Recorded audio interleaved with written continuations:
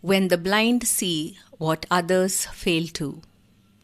Then Jesus said, I have come into this world to judge. Blind people will be given sight, and those who can see will become blind. John chapter 9 and verse 39. Read John chapter 9 for the entire account. When Jesus healed the man born blind, there was an uproar among the people. Some of his neighbors and people who had seen him begging earlier even doubted his identity and totally disbelieved the miracle.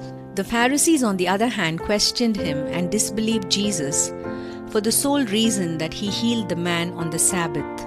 Strangely, the parents of the man, who knew all about their son's condition from birth, were unwilling to stand with him, only for fear of the threats of the Jews to excommunicate anyone who acknowledged that Jesus was the Christ. In the midst of all this confusion, the blind man who was healed was firm in his faith. When he went and washed in the pool of Siloam to receive his sight, he did so fully believing Jesus' words. He had not yet seen Jesus, but when questioned by the religious leaders, he unreservedly acknowledged that Jesus was probably a prophet, a devout man, and one sent from God, all based on the fact that Jesus did something for him that had never been done before, restoring the sight of one born blind. The consequence the blind man faced was expulsion from the synagogue. That's when Jesus met him and revealed to him that he was the Son of Man. The man bowed down in worship and acknowledged the lordship of Jesus over his life. It was at this time that Jesus told the Pharisees and the Jews that they who claimed to see were actually blinded to who he really was. On the other hand, the man born blind readily recognized Jesus' identity. The things that blinded the religious leaders and Jews were disbelief and traditions.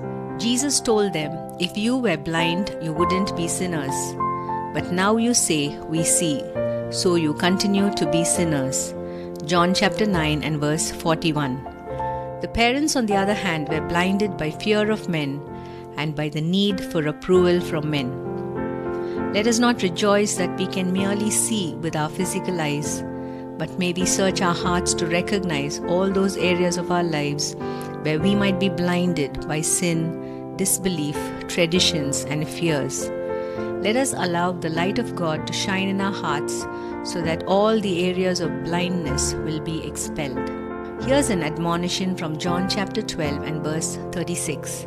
Put your trust in the light while there is still time. Then you will become children of light.